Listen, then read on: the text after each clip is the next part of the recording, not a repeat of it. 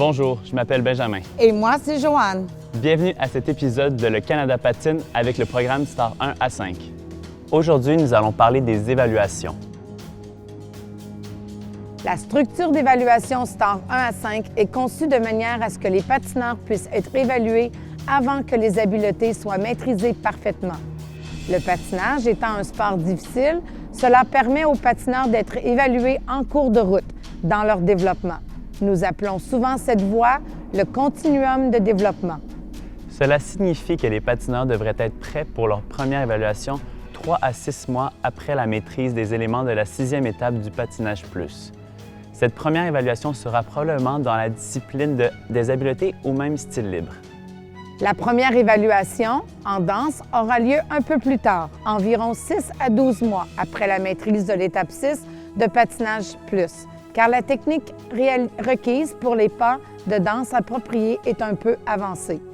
Les entraîneurs, les patineurs et les parents peuvent voir les progrès des patineurs attendus sur ce continuum de développement à travers la vidéothèque créée. Celle-ci montre chaque compétence au-dessus et au-dessous de la norme pour chaque niveau.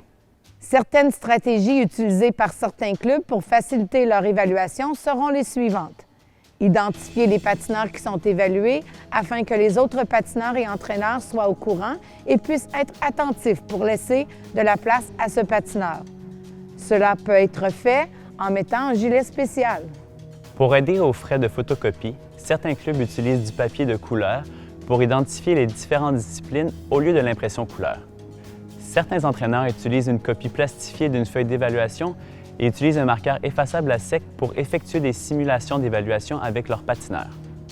Voici quelques points clés à retenir avant d'évaluer.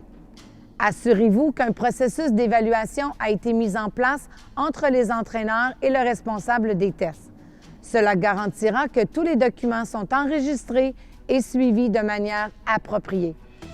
Les entraîneurs peuvent être en mesure d'assister les responsables de tests avec certaines tâches administratives dans ce processus.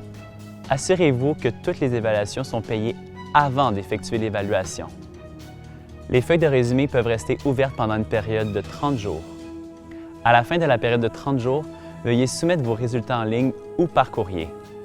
Pour plus d'informations sur les évaluations, les normes ou tout autre processus de la journée, veuillez consulter le guide de l'évaluateur Star 1 à 5, la boîte à outils ou la vidéothèque.